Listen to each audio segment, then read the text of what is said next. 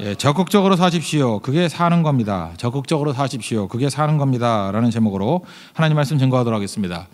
저 오늘 읽었던 본문 내용은 1절부터 16절 요한복음 서론입니다. 서문이라고 얘기할 수 있죠. 그 전체 주제를 요약한 것입니다. 1절을 보니까 예수님이 말씀이라는 거죠. 예수님이 하나님이시다. 말씀이시다. 이제 이걸 강조하고 있고, 또 14절 보니까 육신을 입고 이 땅에 오셨다. 이걸 또 강조가 있고, 12절이 핵심이죠. 그를 힘입어서 우리가 구원 받는다. 12절 뭐 암송 구절 아닙니까? 영접하는 자, 곧 그 이름을 믿는 자들에게는 하나님의 자녀가 되는 권세를 주셨다. 이게 기본 진리입니다. 그 요한복음 전체 내용은 이거예요. 이거 어떤 사람이 읽어야 되느냐 하면 믿음이 굳건해지기를 원하는 분들은 요한복음을 읽어야 됩니다. 요한복음의 목적이 믿음이거든요. 모든 초점이 다 믿음에 가 있어요. 그래서 1장에 나오는 얘기도 이걸 통해서 믿음이 굳건해져라. 2장에 나오는 얘기도 이걸 통해서 믿음 가져라. 3장의 내용도 이거 가지고 거듭나야 되는 진짜 믿음 가져라. 4장에서도 예수님이 믿음의 핵심이다. 뭐 계속 믿음 얘기예요. 믿음 얘기. 그래서 요한복음을 쭉 읽다 보면은 흐릿한 믿음에서 굳건한 믿음으로 변화가 된다라는 것입니다. 오늘 근데 이 서론은 되게 중요한 거 아닙니까? 이게 요약이니까 핵심 중에 핵심일 거 아니에요. 근데 특이점은 뭐냐 하면은 1절부터 16절까지 이게 굉장히 축약되어 있는 내용일 건데, 여기서 특이점은 세례 요한이 2번이나 나온다는 것입니다. 오늘 6절 보니까 하나님께로부터 보내심을 받은 사람이 있으니 그의 이름은 요한이라. 세례 요한이라는 뜻이고, 15절 보니까 요한이 그에 대하여 증언하여 외쳐 이르되, 요한이, 세례 요한이 예수님에 대해서 증언했다, 이런 얘기죠. 구원의 내용, 믿음의 내용인데 핵심 중에서 왜 세례 요한을 2번이나 강조하죠? 사실은 예수님에 관한 말씀인데 예수님을 더 강조해야 될 것 같은데, 이유는 그 세례 요한은 구약의 대표라는 것입니다. 구약의 모든 사람들을 대표하는 거예요. 그래서 세례 요한을 강조하는 것입니다. 구약의 모든 내용이 예수님을 지금 증언하고 있다, 이걸 말하고 있다는 것입니다. 그래서 첫 번째 메시지는 이거예요. 우리도 세례 요한 같은 증언자가 돼야 된다는 거예요. 예수님에 대한 증언자가 돼야 된다. 이게 핵심 중에 핵심이라는 것입니다. 세례 요한이 한 일을 한 가지로 말한다 그러면 증언한 것입니다. 7절 보십시오. 그가 증언하러 왔으니, 세례 요한은 증언하러 왔대요. 빛에 대하여 증언하고, 또 8절을 보니까 그는 이 빛이 아니요 이 빛에 대하여 증언하러 온 자라. 그러니까 증언을 강조하죠. 15절도 보십시오. 요한이 그에 대하여 증언하여 외쳐 이르되. 그러니까 세례 요한의 목적은 뭐예요? 증언. 그러니까 우리도 예수님을 믿는 자들로 우리의 사명이 뭐냐, 우리의 할 일이 뭐냐, 예수님을 증언하는 일입니다. 그래서 사도행전 4장 20절을 보니까 성령 충만했던 제자들이 예수님 증언하는 거 하지 말라 그러니까 우리는 보고 들은 것을 말하지 아니할 수 없다. 그러니까 증언을 중단할 수 없다, 이렇게 말씀하고 있죠. 이 목회서신 뒷부분에 보면 디모데후서 4장 2절이죠. 이게 사도 바울이 죽기 직전인데 마지막도 증언하라는 거예요. 너는 말씀을 전파하라. 때를 얻든지 못 얻든지 항상 힘쓰라. 그러니까 증언하는 일에 집중하라는 거죠. 이게 우리의 사명이라는 것입니다. 이 증언이라는 게 얼마나 귀한 일이냐 하면은, 우리가 어떤 자리에 앉아 있습니다. 앉아 있는데 한 8명, 10명 정도 앉아 있다고 합시다. 근데 누구 욕을 하잖아요. 근데 한 사람만 적극적으로 무슨 소리 하는 겁니까? 그런 말 하면 안 되죠 라고 적극적으로 증언하면요, 90%가 반대한다 할지라도 함부로 욕 못해요. 근데 증언을 제대로 하지 못하면은 그 하나님 말씀이 위축이 돼버리고 악이 횡행하게 된다는 것입니다. 그래서 적극적이라는 말을 꼭 붙이고 싶어요. 적극적인 증언이 꼭 필요하다는 것입니다. 적극적인 증언, 그게 우리를 살리는 힘이라는 거예요. 이스라엘 백성들이 골리앗 앞에서 40일 동안이나 주눅이 들었습니다. 그렇게 욕하고 하나님을 모욕하는데도 불구하고 한 명도 하나님을 증언하는 사람이 없어요. 수가 문제가 아니라는 거죠. 두려움에 사로잡히게 되면요, 증언이 사로잡버립니다. 그래서 이게 무슨 구워다 놓은 보리짝 같아요. 살았다가 죽은 자예요. 아무 소용도 없어요. 그런데 어린 소년 다윗 한 사람만 증언하잖아요. 사도행전 17장 그 26절 같은 데 보니까 이 할례 받지 않은 블레셋 사람이 누군데 살아계신 하나님의 군대를 모욕하느냐. 그리고 이 모욕하는 놈, 하나님의 군대를 모욕하는 이 놈, 할례 받지 못한 놈은 내가 이 짐승의 하나같이 짐승 밥 만들어 버린다. 이 증언하잖아요. 하나님을 증언하잖아요. 그러니까 적극적인 증언, 이게 믿음이라는 거예요. 믿음. 여기서 믿음이 자라는 겁니다. 지금 요한복음 전체 주제가 뭐라고요? 믿음인데 제 세례 요한을 얘기를 하면서 세례 요한 같이 살라라는 것이 지금 숨겨져 있잖아요. 그 믿음은 언제 자란다는 거예요? 증인될 때, 증언할 때 자란다는 거예요. 증언할 때. 그래서 선교라는 것은요, 그 복음을 증거한다, 전파한다라는 의미도 있지만 이 선교하는 교회는 모든 성도들이 믿음이 굳건해진다는 거예요. 믿음의 사람이 된다는 것입니다. 여기서 믿음이 나오기 시작한다는 것입니다. 사실 믿음이라는 건 사랑의 또 다른 표현이죠. 사랑하니까 이게 증언하는 거죠. 사랑의 반대말이 뭐예요? 두려움 아닙니까? 그 디모데후서 1장 7절을 보니까 하나님께서 우리에게 주신 마음은 두려워하는 마음이 아니다. 두려움 아니라는 거죠. 두려움에 사로잡히면 안 된다는 거죠. 반대가 뭐예요? 외적으로는 능력이고 내적으로는 사랑이잖아요. 그리고 밸런스, 절제하는 마음. 이게 두려움의 반대말이라는 거예요. 마귀가 우리에게 두려움 주는 거지 하나님께서는 두려움 주는 게 아니라는 거예요. 그러니까 속에 뭘 주는 거예요? 하나님에 대한 사랑이 있으면 능력으로 드러나고 그다음에 모든 걸 다 절제할 수 있다는 것입니다. 이게 성경적인 메시지라는 거예요. 우리가 증언하지 못하는 가장 큰 대적은 뭐냐? 두려움이에요. 그러니까 두려움을 깨버려야죠. 두려움 때문에 우리가 증언을 못한다니까요. 두려움이 원수라고요. 두려움은 마귀가 주는 겁니다. 그러면 두려움을 깨고 증언자가 되기 위해서는 디모데후서 1장 7절을 인용한다 그러면 어떤 자세가 필요해요? 능력 받아야죠. 능력. 하나님 담대하게 증거할 수 있는 능력을 주십시오. 능력이거든요. 또 하나는 뭐예요? 내적으로는 사랑하는 마음이에요. 주님 사랑하면 사랑하는데 무슨 말을 못해요? 그죠? 사랑이 없는 거죠. 그러니까 내가 침묵하고 있다라는 거는 뭐 입술로만 예수님 사랑한다 그런 거지 진짜 사랑이 아니라는 거죠. 그리고 두렵지 않으면요 모든 걸 다 절제할 수 있습니다. 요즘에 축구 월드컵 때문에 축구 때문에 그러는데 우리가 초반에 좀 두려워했던 것 같아요. 그래서 태클 안 해도 될 걸 막 태클하고 절제가 안 되는 거죠. 쓸데없이 하는 거잖아요. 쓸데없이 서 있기만 해도 되는 거라 그러잖아요. 전문가들이. 근데 두려우면은 오버해요. 오버. 절제가 안 된다고. 그러니까 이 두려워하는 거는 우리를 다 무너지게 만든다는 것입니다. 그래서 두려움은 우리의 원수예요. 하나님 두려움 가운데 절대 놓이지 않게 해주세요. 그래서 능력 받아야 되고 주님에 대한 사랑이 터져 나와야 될 것이고 그러면 반드시 주님께서 우리에게 절제하는 마음을 주신다는 것입니다.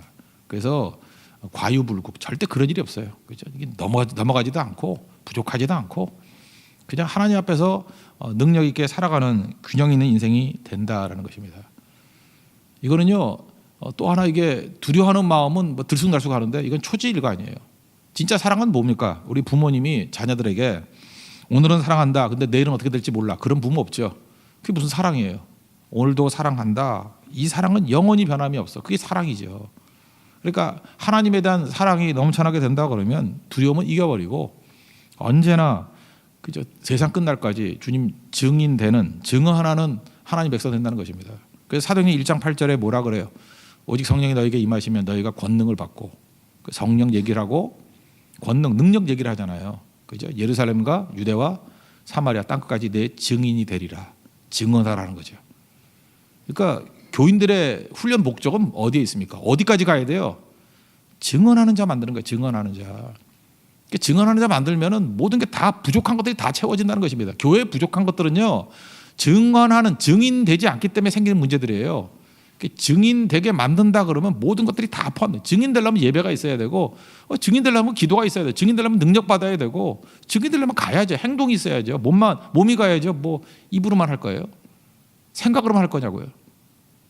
그래서 제일 좋은 건 증인이에요. 증인. 우리가 증인되는 그 모습이 있어야 된다는 것입니다. 이 증인이 얼마나 무서운 거냐면 증인의 그 인정, 사랑, 능력과 사랑과 절제하는 마음으로 이렇게 인정하는 거라 그랬죠. 그냥 간단한 예를 든다면 볼티모어에 미국에 이런 글을 읽었어요. 그렇게 시계열로 이렇게 시간을 두고 분석을 하는 게 있었대요. 그 슬럼가가 있었답니다. 볼티모어에 동부에 거기 슬럼가가 있었는데 콘란이라는 선생님께서 굉장히 좋은 여건이 있는데도 불구하고 험한 지역에 들어가서 이제 교사로 들어갔대요. 마약하고 뭐 문제투성이 있고 깡패들이 있는 그런 미국에는 한국하고 달라서요. 이게 지역에 따라서 학교 수준이 천차만별입니다. 이 차이가 있어도 너무너무 큰 거예요. 여기서는 인물이 나올 수가 없다고요. 근데 이 선생님이 사명감을 가지고 사랑하는 마음으로 크리스찬인데 들어간 거예요. 들어가서 그들에게 미래를 주고 소망을 주고 믿음을 주고 진짜 증인된 거죠. 증인. 예수님이 증인되고 증언한 거예요. 계속. 그리고 25년이 지났습니다. 그때 학생이 200명이었는데 이걸 조사를 한 거예요. 따라가면서 이 한 선생님의 영향이 얼마나 큰 것인지, 이 증인의 영향이 얼마나 큰 것인지. 20명은 어디 갔는지 소식을 알 길이 없고 아무리 찾아도 추적했는데도 불구하고 이게 사라져 버렸고 180명을 분석을 했는데 그중에 176명, 4명 빼놓고 사회적으로 중산층 이상의 사람으로 변화가 됐더라는 거예요. 영향력 미치는 사람으로. 이거 웬만한 그 동부의 명문 학교 출신들도 이런 정도 나오지 않는데요. 슬럼가에 있는 학교에서 어떻게 이런 일이 벌어졌는가. 그래서 물었답니다. 그 176명에게 이유가 뭐냐, 이유가 뭐냐. 이구동성으로 선생님 때문입니다. 콘란 때문입니다. 그의 증언 때문입니다. 그의 증인 때문입니다. 그거예요. 여러분 한 사람의 능력이 얼마나 큰지 아시겠죠? 한 사람이 이게 증언하고 다니기 시작하면 증인되기 시작하면요. 한번 생각해 보세요. 이거 아무것도 아닌 것 같이 보이지만 우리 뭐 이번 대만 선교도 12차를 가잖아요.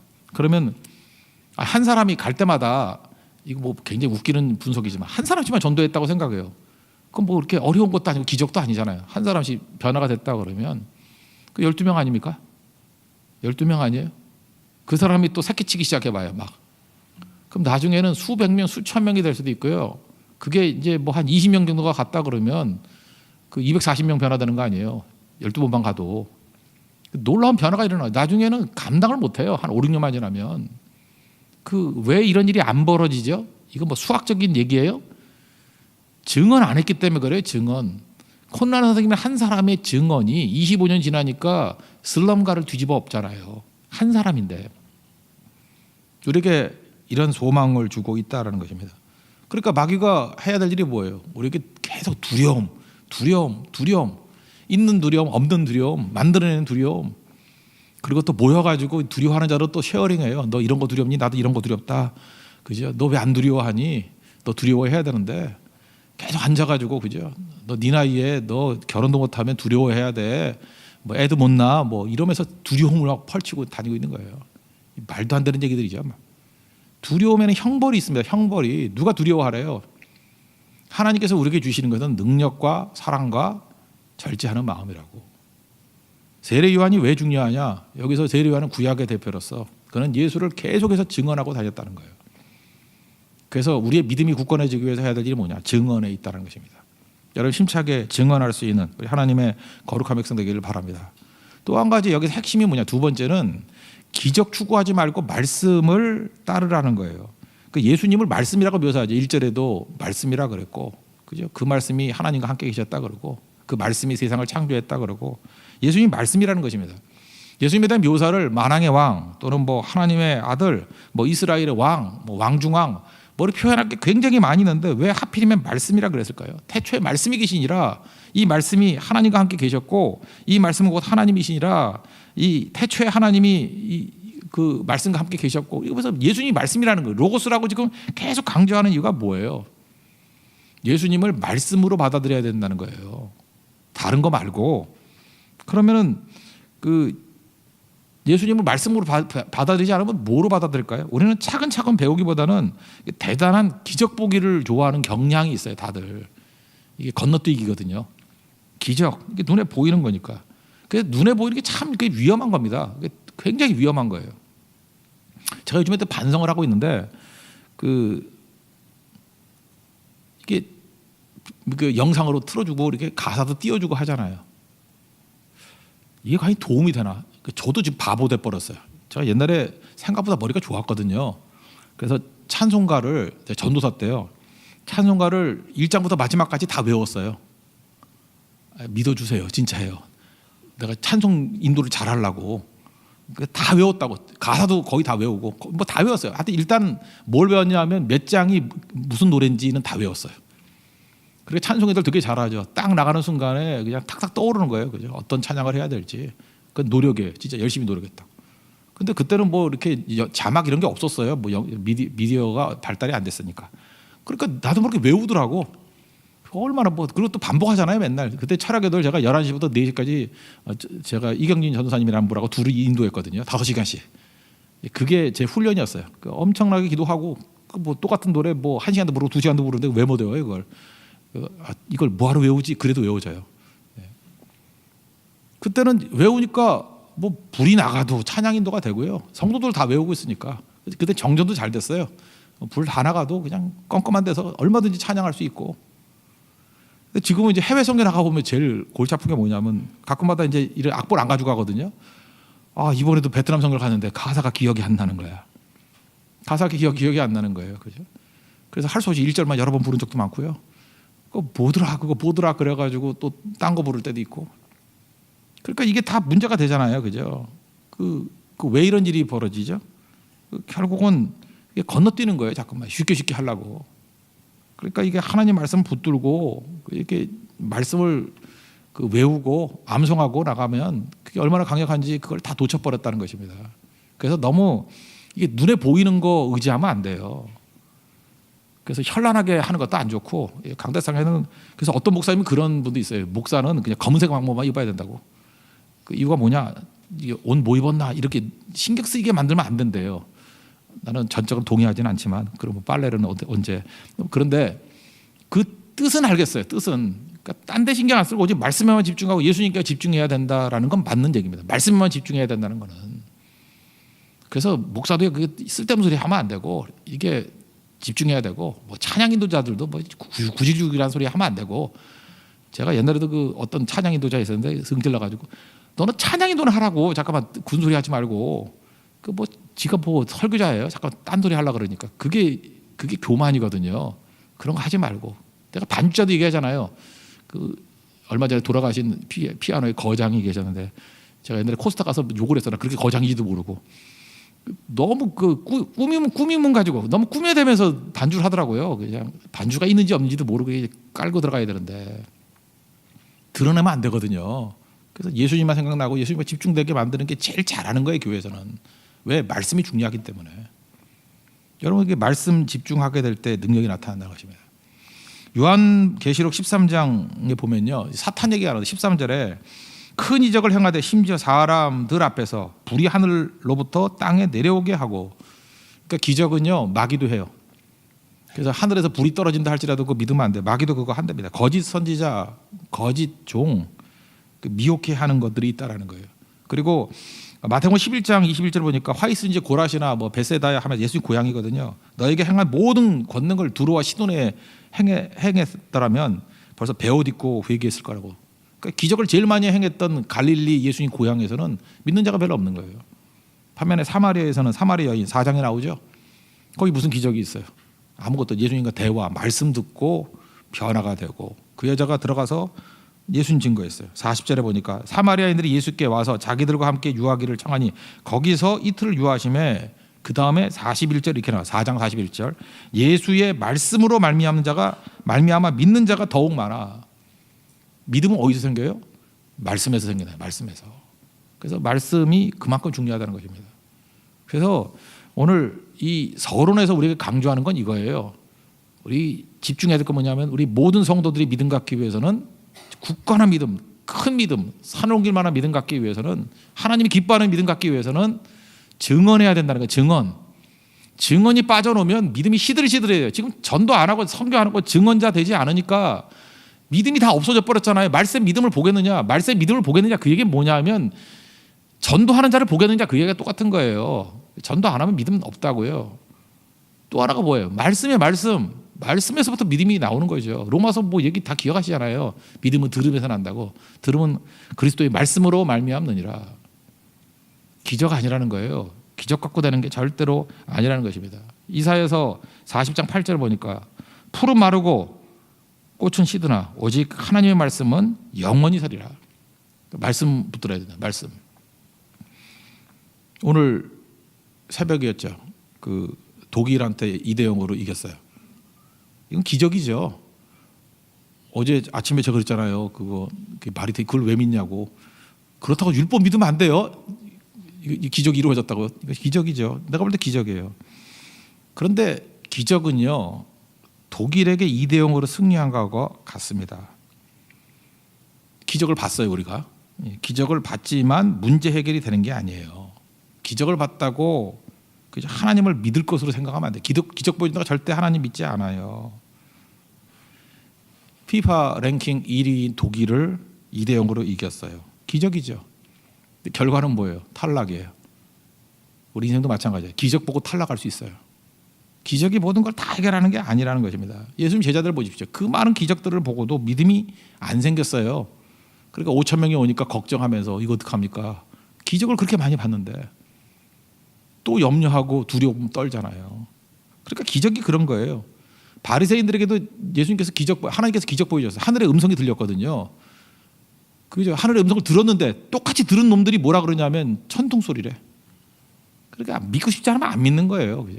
그러니까 기적을 보고도 안 믿는 거라는 것입니다. 지금도 기적이 있습니다. 근데 기적이 절대로 문제 해결도 못하고 기적이 우리에게 믿음 주지 못해요.